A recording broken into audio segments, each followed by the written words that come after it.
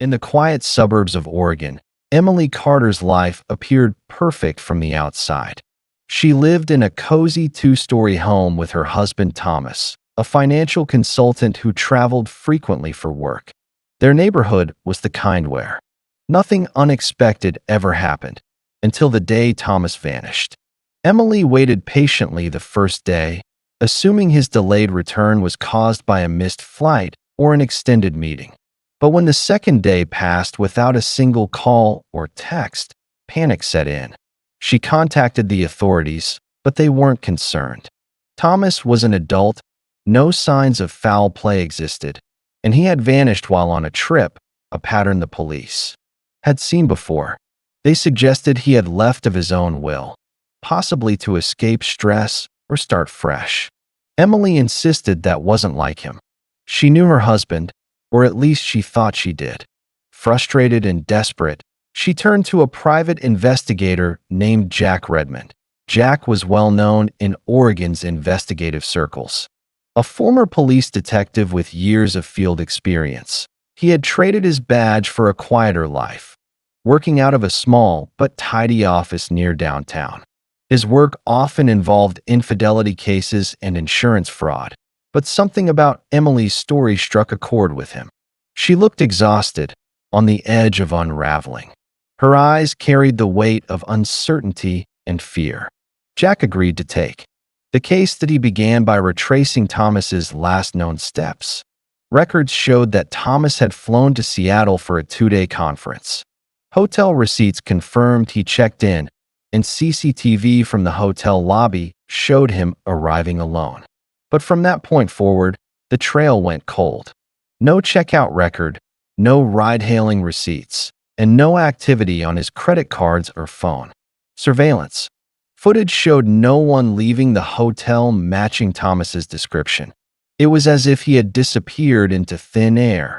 Jack visited the hotel personally, questioned staff, and reviewed additional security footage.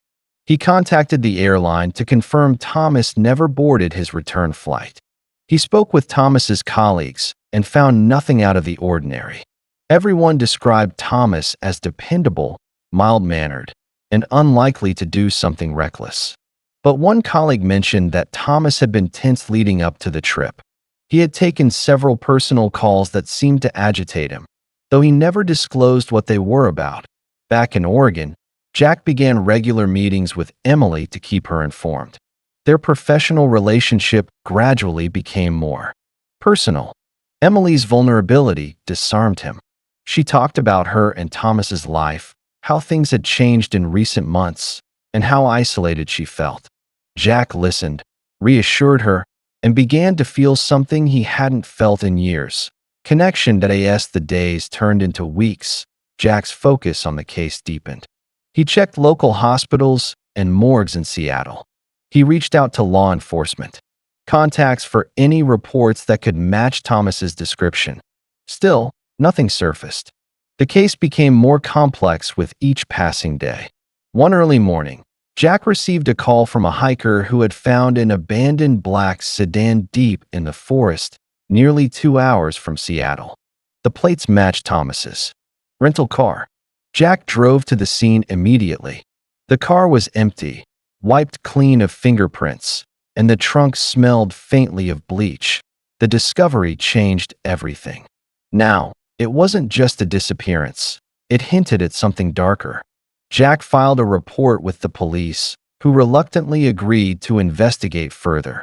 But there were still no bodies, no suspects, and no motive. Meanwhile, Emily grew closer to Jack, relying on him not just as an investigator, but as her emotional anchor. The lines between the case and their personal lives blurred more with each passing day. Jack tried to stay objective, but a storm was brewing just beneath the surface, one he couldn't yet see coming. Jack knew the golden rule of investigation: never get personally involved. But with Emily, it had become increasingly difficult. Every meeting stretched longer than necessary. He started accepting her invitations to stay for dinner, often lingering late into the night. At first, it felt like empathy, a natural response to someone in pain. But before long, the warmth of connection began to replace the cold distance of professionalism. Jack hadn't allowed anyone into his personal life for years. His divorce had hardened him, and his work required a detached, methodical approach. Emily, however, broke through those walls without even trying. Her sorrow drew him in. Her grief was real, or at least convincing. As weeks passed, their relationship deepened. Jack rationalized his feelings as a side effect of the stress they were both under. He was helping a grieving woman find answers. What harm could it do? To comfort her along the way. But something subtle began to shift. Jack's judgment faltered. He stopped pressing Emily on difficult questions, like the argument she and Thomas had before his disappearance. She had mentioned it once in passing, brushing it off as a minor disagreement. Jack had made a mental note to circle back, but never did. Whether it was love or obsession forming, it clouded his ability to remain objective. Meanwhile, he continued investigating Thomas's disappearance with a growing sense of unease. He tracked down Thomas's bank records and noticed that his last known transactions were all routine. Grocery store purchases, hotel charges, rideshare payments. Nothing suggested preparation for vanishing. Jack explored the idea of voluntary disappearance, but couldn't make it fit. Thomas had left his savings untouched, had no history of mental health issues, and no close friends who believed he would ever abandon his life. During one of his many visits to Emily's home, she revealed something that unsettled him further. Months before Thomas vanished, he had taken out a substantial life insurance policy, one that named Emily as the sole beneficiary. Jack asked her why. She said Thomas had been worried about the future and wanted to make sure she'd be taken care of. Her explanation was plausible, but the timing was suspicious. The policy was active for just over 180 days, the minimum time needed for payout in the event of a disappearance presumed to be death. That deadline was rapidly approaching, but Jack's gut told him there was more to the story, but his heart wasn't ready to confront it. He didn't want to believe Emily could have ulterior motives. The more he tried to push doubt away, the stronger it returned. Still, he continued his investigation, focusing on gathering physical evidence rather than asking hard questions at home. He scoured the area where Thomas's car had been found. It was an isolated location, no security cameras, no nearby homes, just miles of forest. The car itself yielded nothing useful. Whoever left it there had been meticulous. Jack expanded his search by looking into Thomas's digital footprint. He discovered several deleted emails and encrypted files stored in a cloud account. It took him days to gain access. What he found was odd. Dozens of message drafts addressed to someone named Rachel. There were no full emails, just subject lines and fragments. Phrases like, "I can't keep this secret," and "she knows something," jumped out at him. Jack traced the name and eventually connected it to a real person, Rachel Lawson, a real estate agent living in Seattle that he reached out to her under the pretense of buying property. During their conversation, she casually mentioned knowing Thomas. They had been seeing each other casually for over a year. She hadn't heard from him since the week he disappeared. Rachel admitted he had seemed nervous during their last meeting. He told her he felt like someone was following him and that he was thinking of coming clean about everything. That conversation lit a fire in Jack's mind. Thomas hadn't run away. He had been running from something or someone. And whatever it was, Jack suspected it wasn't over yet. Jack left the meeting with Rachel more disturbed than he cared to admit. The image of Thomas as a quiet, predictable husband was starting to crack. The man had secrets, affairs, paranoia, possibly blackmail. But secrets alone didn't explain a disappearance or the staged abandonment of a car deep in the woods. It was the fear in Rachel's recollection that unsettled Jack most.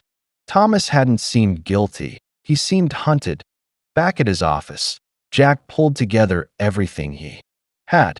Notes scribbled across yellow pads, printouts of financial statements, Time-stamped screenshots and fragments of deleted emails now filled his corkboard. From a distance, it looked like a web, and Emily was right in the center. Her timeline didn't quite match up.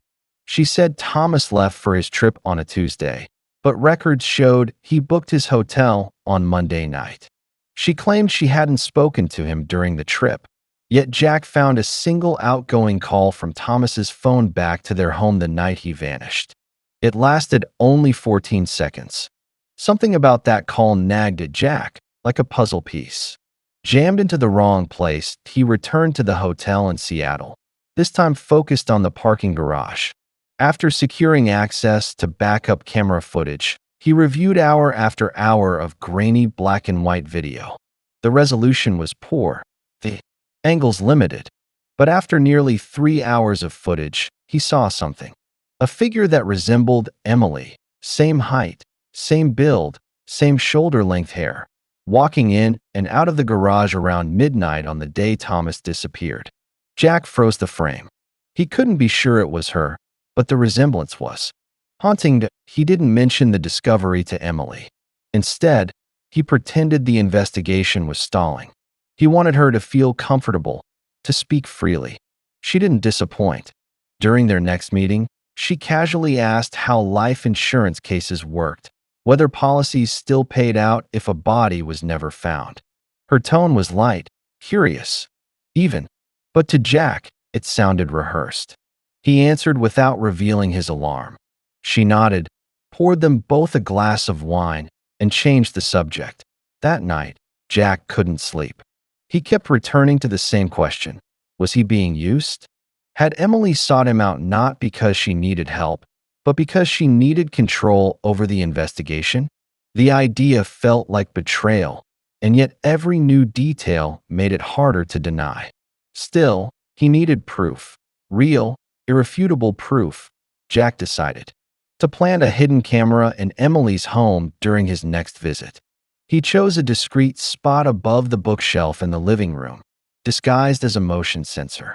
He told her the smoke detector was faulty and that he was replacing it as a favor. She smiled and thanked him. He installed the device and left, his hands shaking with adrenaline. For days, he monitored the footage. Most of it was harmless. Emily cooking, watching TV, pacing.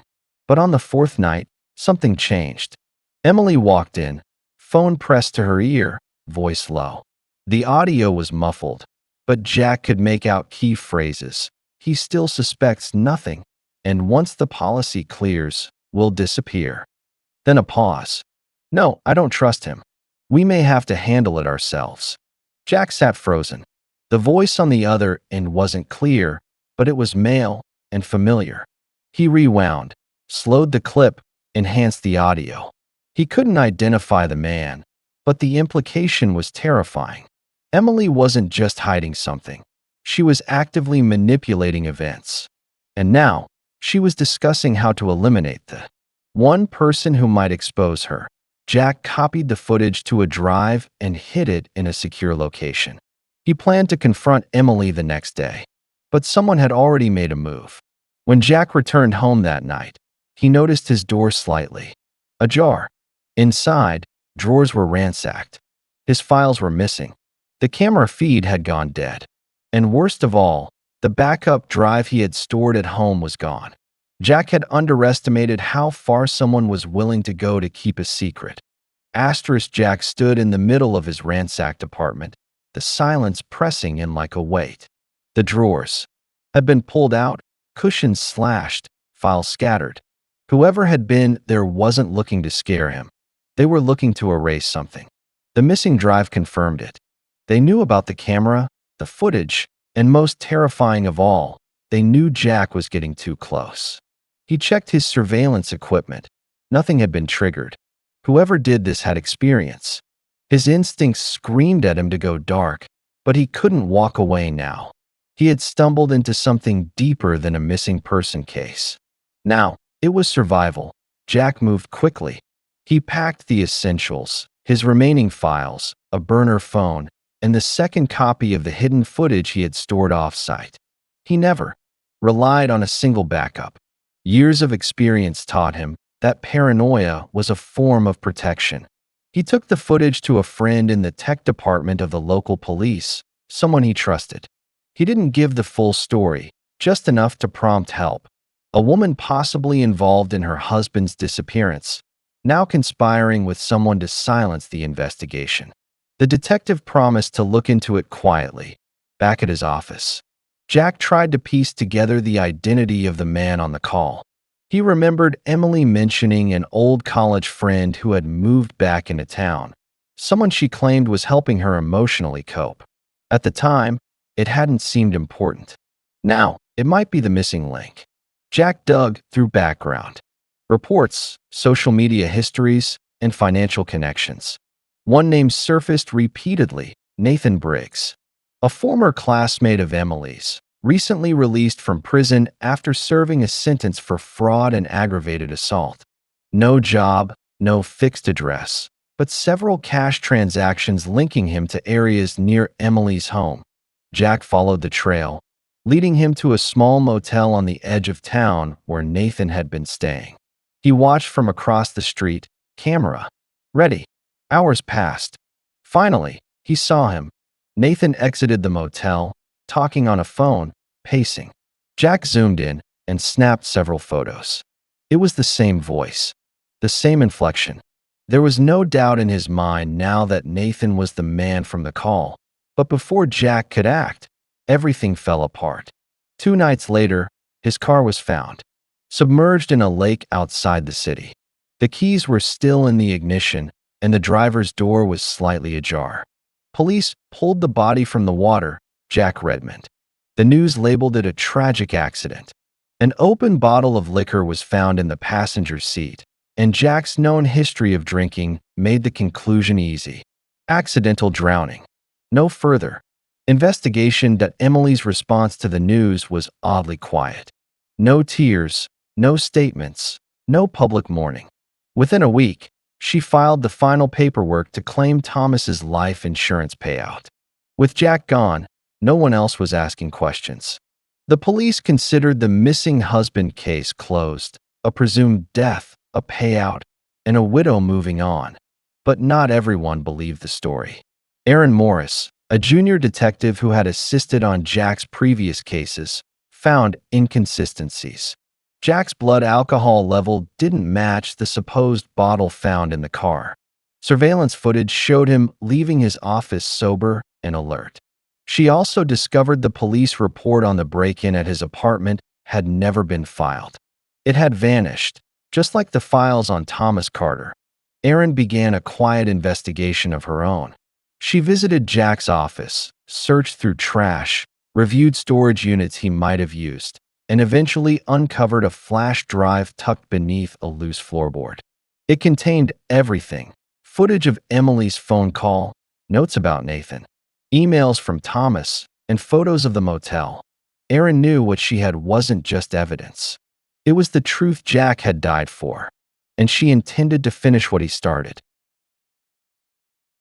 Erin Morris sat alone in the dim light of her small apartment, eyes locked on the laptop screen as Jack's hidden camera footage played once more. Emily's voice echoed faintly, her tone casual, almost rehearsed, as she whispered about Jack, about the insurance money, and about someone she called Nate. The pieces fit together now, chillingly well. Thomas hadn't vanished by chance. Jack hadn't drowned by accident. And Emily was no grieving widow. She was a manipulator, and likely a killer. The justice system had failed both men, but Erin was determined not to let it end there. She spent weeks meticulously compiling Jack's data into a formal report, cross-referencing timestamps, matching voice samples, identifying Nathan Briggs from surveillance at the motel, and connecting financial records that proved both Emily and Nathan accessed small cash deposits from a joint offshore account in the Cayman Islands. Erin quietly looped in 2 trusted colleagues from the department, both skeptical at first, until they reviewed the evidence. Emily's carefully crafted story began to unravel by the time the police received a warrant to search Emily's home. She was already gone. Her bank account had been emptied, her phone disconnected, and the house abandoned. A neighbor reported seeing a man matching Nathan's description loading suitcases into a dark SUV 2 nights before. It appeared they had vanished, just like Thomas. But they hadn't gone far. CCTV from a local gas station captured Emily and Nathan just 3 towns over. Emily wore a baseball cap pulled low over her face. Nathan kept his head down. Their car, a rental under a false name, was traced to a cabin on the edge of a remote woodland area. Aaron joined the team for the arrest. It was quiet, swift, and without resistance. Emily sat on the porch when they arrived, eyes calm, as if she'd been expecting them. Inside the cabin, police found forged IDs, burner phones, a duffel bag full of cash, and a handgun tucked beneath the mattress. It was over. Emily and Nathan were charged with multiple counts: conspiracy to commit murder, fraud, obstruction of justice, and first-degree murder in connection with both Thomas Carter and Jack Redmond. The prosecution's case was ironclad, thanks to the evidence Jack had risked and ultimately lost his life to collect that in court. Emily maintained her innocence with chilling composure. She claimed Jack had become obsessed with her and tried to frame her when she rejected his advances. Nathan said nothing, but the jury didn't buy their story. The footage, the financial trail, and the motive were too clear to ignore. Both were convicted on all counts. Emily was sentenced to life without parole. Nathan received the same.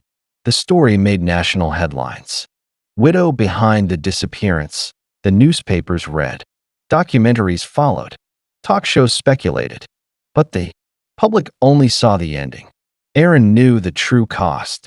2 men were gone.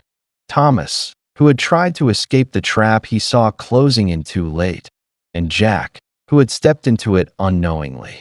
Emily had used charm and vulnerability like weapons, and she had nearly gotten away with it. Months later, Aaron visited Jack's grave. She left a small card tucked beneath a stone. On it, she wrote only 6 words. Asterisk, you were right. She was guilty. Asterisk, the wind was still that day. The trees didn't move. But Aaron felt something.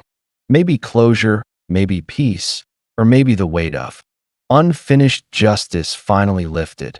The story of Emily Carter would be remembered as one of manipulation, greed, and deception. But for those who knew the full truth, it would always be a story about trust. How easily it can be given, how swiftly it can be betrayed, and how deeply the consequences can cut.